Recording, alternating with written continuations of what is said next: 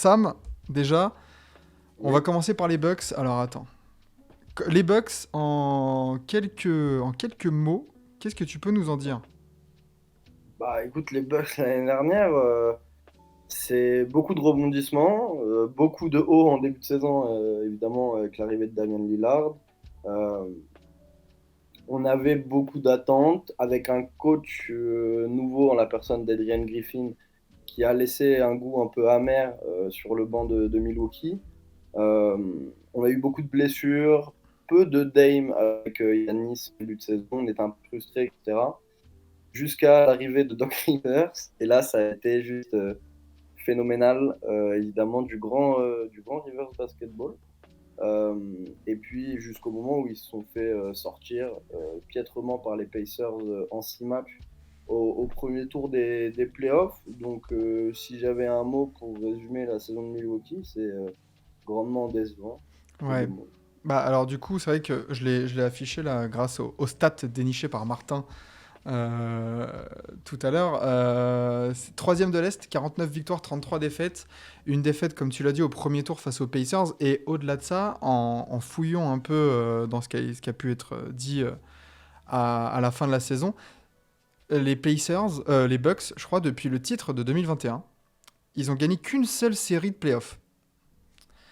Ah C'est... ouais. Ouais, Oh, oh, la violence. Sachant c'est... que ils s'en sont déjà très bien sortis pour avoir l'avantage du terrain, parce que pendant la saison, avec les surprises Magic et Pacers, pendant une bonne partie, ils ont fait partie de la deuxième moitié de top 8 de la conférence, et ça aurait été encore plus compliqué, mais bon là, non, les playoffs ont été très difficiles quand même. Yanis et t'en parlais Lillard, enfin Yanis qui fait sa saison, hein, très clairement 73 matchs, 30 points, plus de 11 rebonds, plus de 6 passes, à 61% au tir.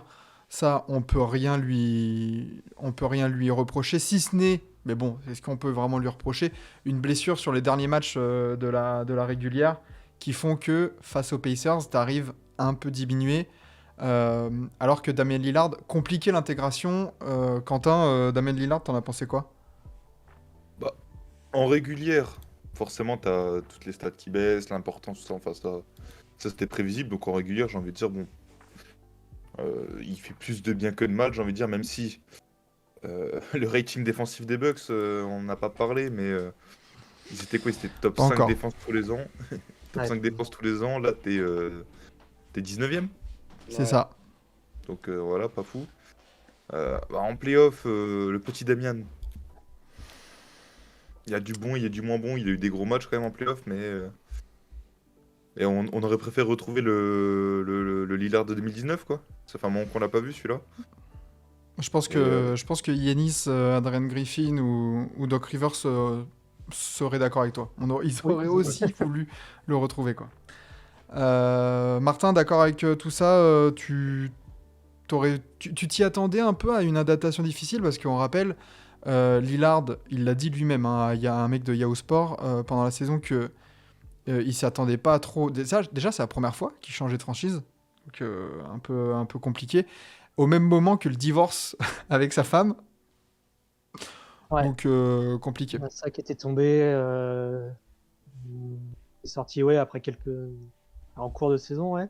Non, moi au moment du trade, je faisais plutôt partie des optimistes. Après, j'adore Lillard. Moi, J'aime- j'ai un côté un peu à l'ancienne, c'est-à-dire que le gars qui s'est maravé pendant des années là avec Portland et tout.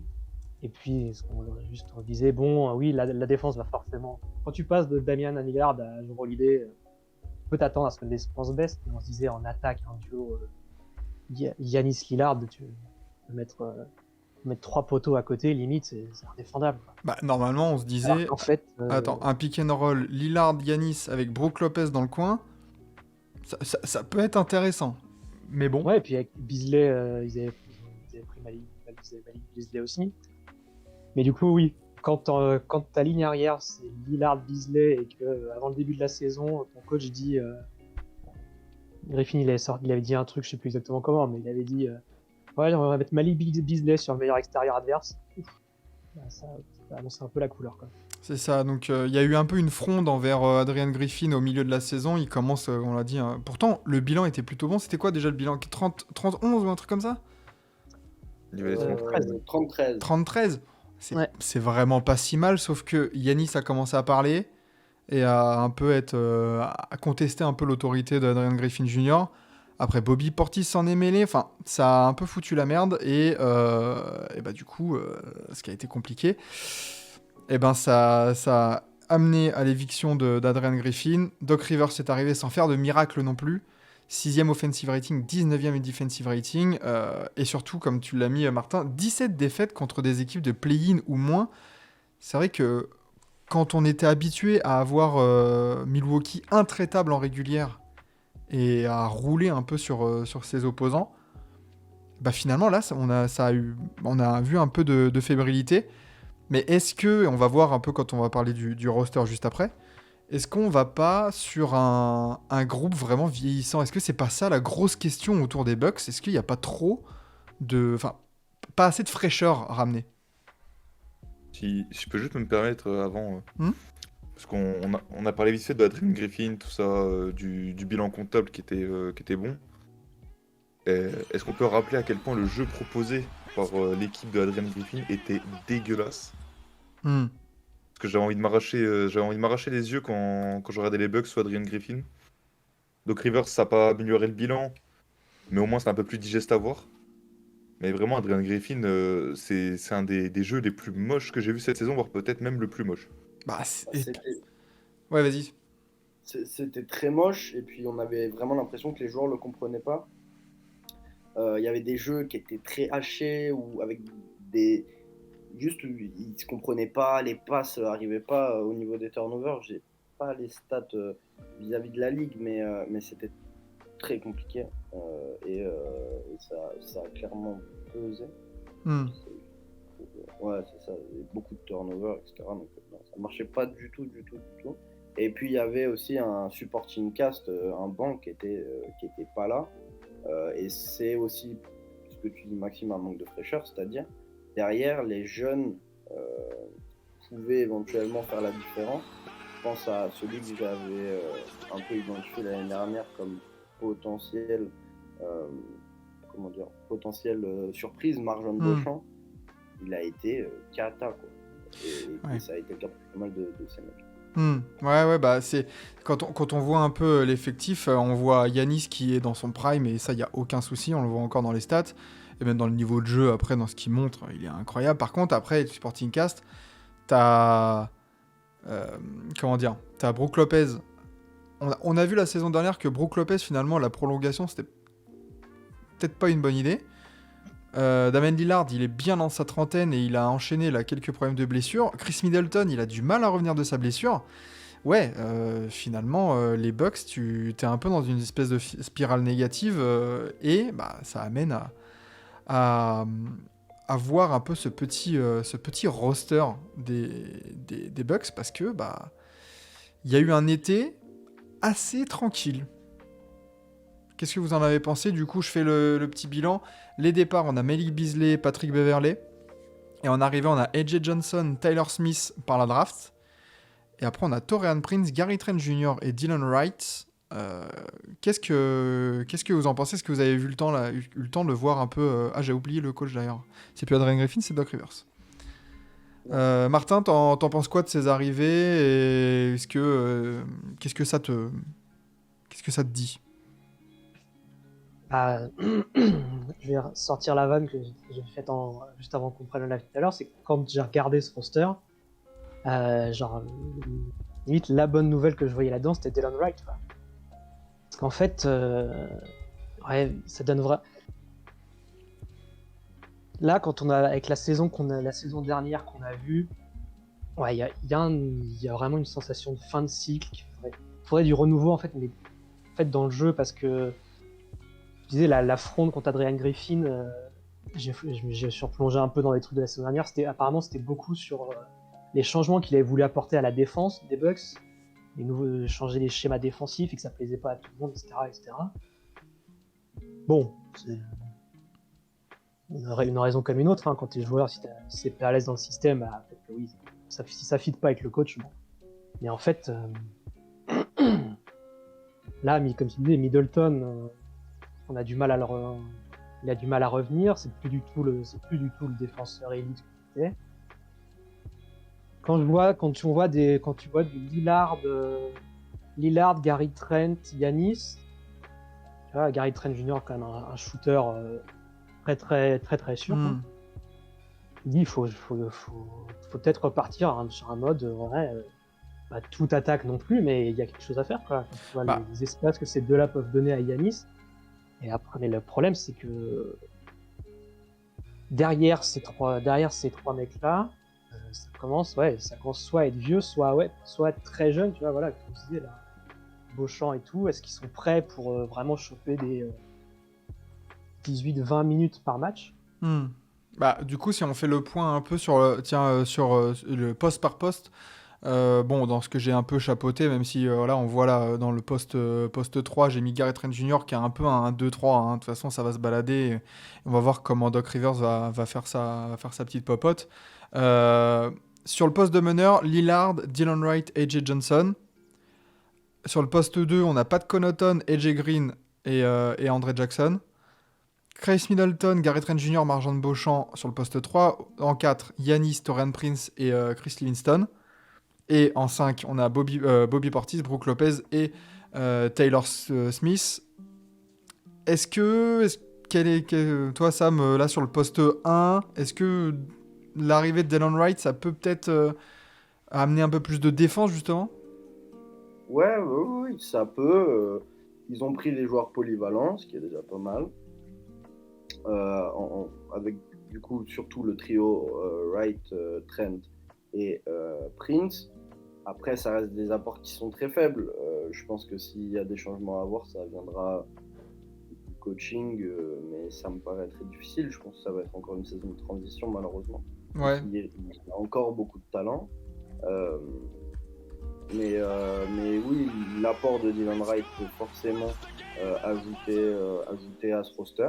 S'ils font une bonne saison et qu'ils vont en play-off, ça sera un des joueurs qui leur permettront d'aller gagner sur une série, d'aller gratter, d'aller chercher un attaquant adverse et de lui faire passer une mauvaise soirée. Donc c'est des petits ajustements intéressants. C'est toujours un joueur, Dylan Wright, c'est toujours un joueur qui est cool à avoir dans un roster. Bah après, c'est clair qu'on parle, tu vois, il y a même José Ramirez qu'on embrasse qui est bonsoir. Je trouve que l'équipe manque de profondeur. Bah, à partir du moment où là, tu vois, j'ai le payroll devant les yeux, t'as Giannis à 48 millions, Lillard à 48, Middleton à 31, Brook Lopez à 23. Bah après, ouais, tu bricoles. T'as 12 millions pour Bobby Portis. Après, t'es obligé de bricoler. Heureusement que Gary Trent Jr. est venu au minimum. Parce que c'est peut-être lui la grosse arrivée pour reformer un peu le backcourt de Portland.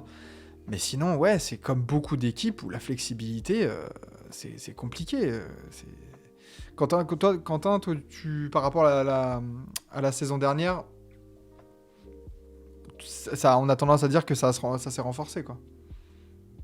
Bah, ça dépend parce que Delon Wright, je suis pas un grand fan, tu vois. C'était pour avoir un guard bon défenseur. Il aurait peut-être fallu garder un pas de Bev.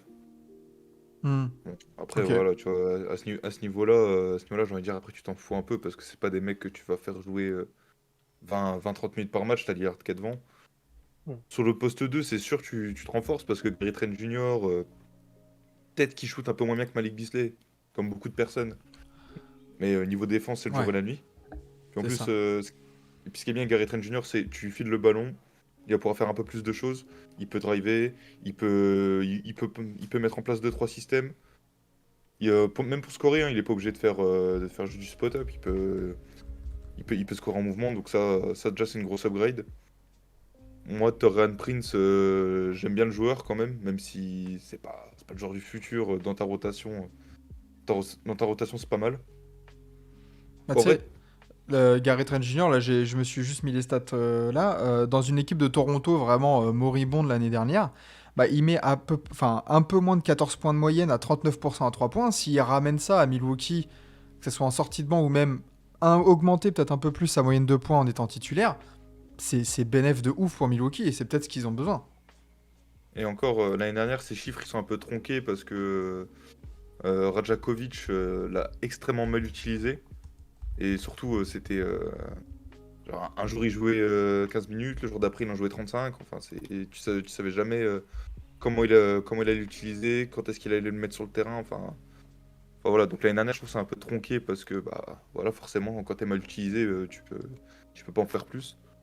Mais ouais, très clairement, ça peut être soit tu la joues sur le back court et tu utilises ses capacités défensives, soit tu le fous en sortie de banc et puis ça te fait bah, un candidat aussi mode de l'année. Hmm. Ouais. Ouais, franchement, ça peut être. Je pense que sa place sera en sixième homme. Je le vois bien s'épanouir dans ce rôle-là. Mais ouais, à voir. Heureusement qu'ils l'ont eu au minimum encore. Et voilà quoi. Est-ce que vous avez quelque chose à rajouter sur ces Bucks? Ouais, éventuellement, mais assez rapidement. Je Mhm. trouve que je vais dire malin, mais c'est un peu exagéré, d'avoir gardé le groupe tel qu'il est, c'est-à-dire d'avoir gardé Middleton, d'avoir gardé Brook Lopez, ça se discute, mais aussi Bobby Portis, parce que tu sors d'une saison qui est mauvaise, et là tu vas pouvoir peut-être les mettre en avant. S'ils avaient paniqué, qu'ils avaient essayé de tout changer pour gagner très vite avec Lillard et Yanis, ça aurait peut-être affecté la qualité réelle du roster et on va pouvoir retravailler cette année avec un coach qui a eu l'opportunité de bosser un peu plus son sujet, même si on peut discuter des qualités de Doc Rivers. Mhm. C'est pas plus mal, je pense. Ouais. Voilà, Doc Rivers, au moins, c'est un entraîneur confirmé. C'est vrai que Adrian Griffin, c'était pas non plus lui faire une faveur que de lui donner une équipe des Bucks un peu construite bah, à la va-vite avec le trade de Damian Lillard, t'as Jrue Holiday qui part, enfin c'était un bordel. Première expérience, bon, le pauvre il s'est complètement ramassé. Mais peut-être qu'avec Doc Rivers c'est un vrai training camp, on va voir parce que c'est vrai que vous avez sûrement vu, Lillard et Antetokounmpo ne sont pas entraînés pour l'instant, mais après bah, ce genre de joueurs, c'est bon, je pense que ils peuvent s'habituer, enfin ils peuvent s'adapter assez facilement, je pense. Ils n'ont pas besoin de passer 3 mois ensemble pour bien bosser, quoi. Normalement, non. Non, Voilà. Mais c'est ce qu'on vendait en début de saison, ce qu'on a dit tout à l'heure, que l'heure de jeu se complète tellement que l'alchimie devrait être immédiate. Mais bah, au final, l'année dernière, on a vu que bah, un Lillard qui débarque et qui fait à peine le camp d'entraînement parce que le temps tous les temps d'installation et tout, bah, peut-être pas si facile que ça au final. C'est clair. Ok, ouais, on va partir sur les petits focus, les petites visions là, le petit prono, ce qu'on voit pour cette équipe des Bucks là, pour la saison prochaine. Et ben on va commencer par Martin, hein. Est-ce que tu es prêt, Martin? Ouais. Tu as une minute à peu près, hein. Tu nous dis un peu ce que tu vois pour ces Milwaukee Bucks lors de la saison 2024-2025. C'est à toi. Bah, moi, je me dis que en régulière, ça va aller. Moi, je les mets quatrième à l'Est. Parce que je pense que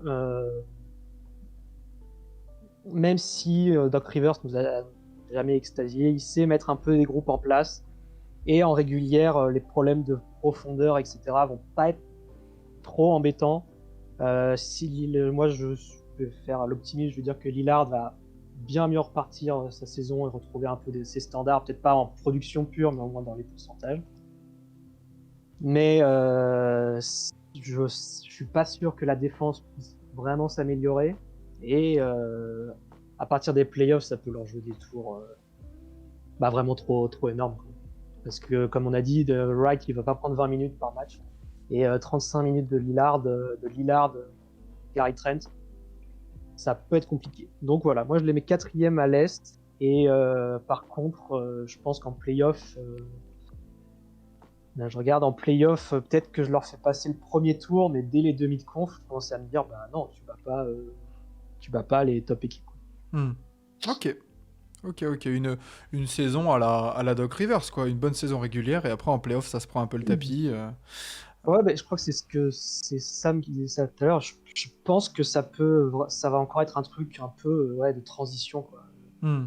Et que peut-être qu'en fin de saison, il peut y avoir du ménage si les Middleton et Brook sont vraiment fatigués, quoi. Ouais. Et Douanier Médoc, justement, qu'on embrasse, et qui dit c'est une équipe, c'est pas une équipe qui bouge avant la trade deadline. C'est vrai que pourquoi pas.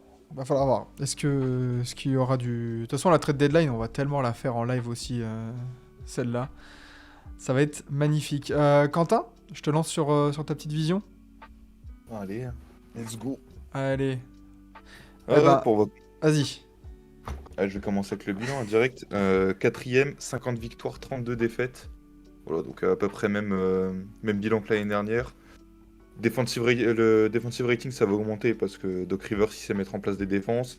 Il a déjà Yanis comme défenseur.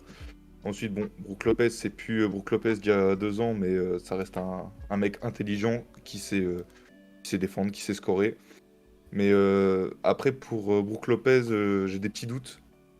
Là, c'est la dernière année de contrat. Ça pourra intéresser des équipes en rebuild si jamais il fait pas le taf à la deadline. Hop, tu le tèges.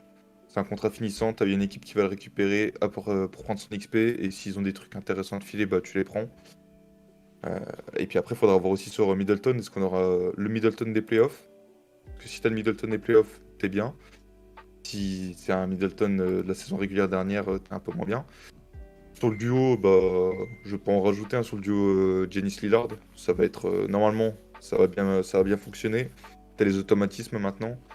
Donc maintenant, c'est à eux de nous prouver que ils peuvent être champions dès cette année. Et bah, bien sûr, on va les attendre en playoff, hein, parce que t'as pas dépassé le premier tour depuis 2 ans. Tu t'es fait upset il y a déjà un an et demi par le Heat qui était 8ème. Là, Hmm. tu t'es fait upset par les Pacers. Même si bon, Lillard avait raté 2 matchs, et Yanis n'a pas joué de la série. Tu peux avoir tes excuses, mais là, cette année, il n'y a plus d'excuses. En plus, tu as Doc Rivers, donc Doc Rivers aussi, il a beaucoup de choses à prouver. Donc cette année, j'ai envie de dire, c'est déjà le titre ou rien. Carrément. Ouais.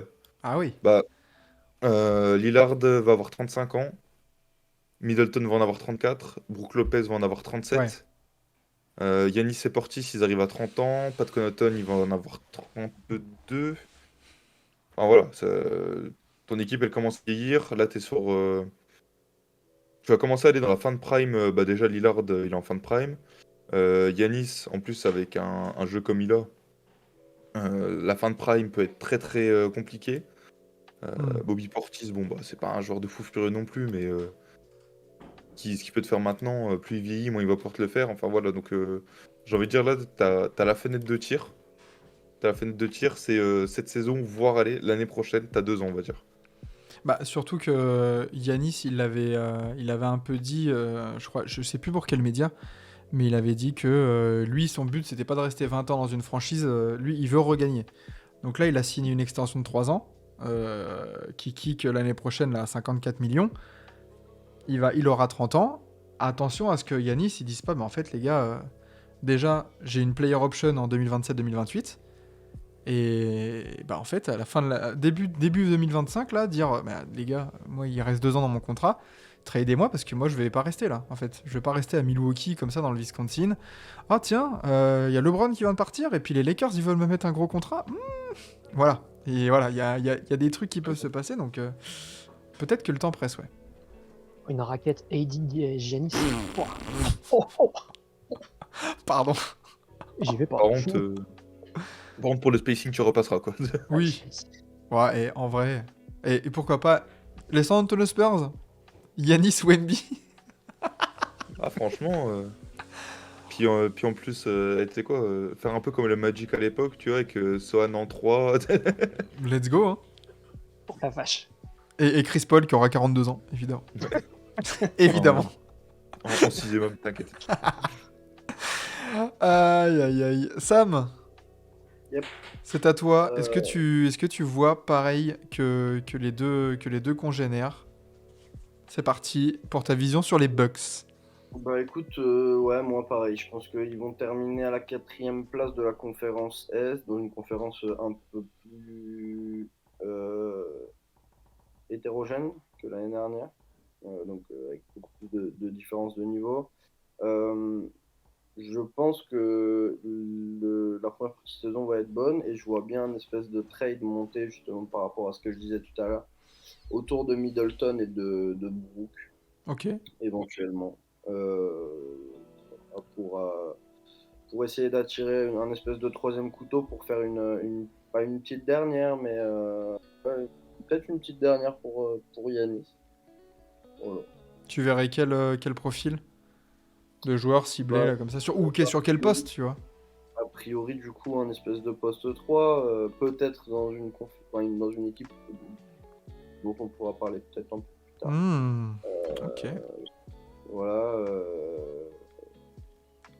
peut-être. Je n'y ai pas grandement réfléchi, mais ça pourrait être ça. Voilà. Après, à voir comment ça se passe, évidemment, tout au long de la saison. La saison est très très longue, ou peut-être un espèce de Finlandais un peu licorne, Qui vient de prolonger, par exemple. par exemple. Par exemple. Et il y a Noévé qui nous dit il faut peut-être un style Hachimura aux Bucks. Oui, oui. Je sais pas. Non, mais Bah, moi, ça va être rapide, hein. De toute façon, je pense qu'on a un peu la même vision là-dessus. C'est vrai que les Bucks, j'ai l'impression que la réussite de leur saison, elle va tenir au staff médical, finalement, à l'infirmerie. Est-ce que Brook Lopez, est-ce que Bobby Portis, est-ce que Damian Lillard, est-ce que Chris Middleton peuvent rester sur deux jambes et être productifs? On sait pas. Yanis va faire le taf, mais il y a beaucoup trop d'interrogations. Le cas qui nous dit là, je vous trouve presque gentil avec les Bucks. Bah, en soi, il y a de l'inquiétude parce que moi je trouve qu'ils ont un peu la même trajectoire que le Miami Heat et c'est dangereux de garder un peu un groupe vieillissant qui prend une énorme place de ton salary cap. pas le même Il y a niveau, eu quand des même. circonstances atténuantes, mais attention à la descente et attention. Moi je crois que cette saison ils sont pas dans le top 4 hein, de l'Est. Et Kevin Voilà. qui nous met son prime.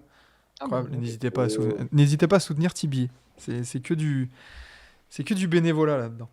Mais ouais, moi je les mets pas dans le top 4 de l'Est. J'ai l'impression qu'il y a beaucoup plus d'équipes qui sont sur la pente ascendante qui vont peut-être leur passer devant en régulière. Après en playoff c'est autre chose avec des joueurs comme Yanis et Lillard, mais attention à ne pas se faire dépasser par des projets comme Orlando, comme Indiana et ce genre d'équipe. Exactement, moi c'est ce qui m'a fait le plus hésiter, moi, ça, le côté tous les les Cavs dont on va parler, de ces projets, ces équipes qui sont jeunes et qui en veulent à mort là. Bah, j'ai Ouais, l'impression je que pense ça tient sur la régulière, mais à l'Est, au contraire de l'Ouest, où l'Ouest vraiment t'as l'impression que c'est trop fourni limite.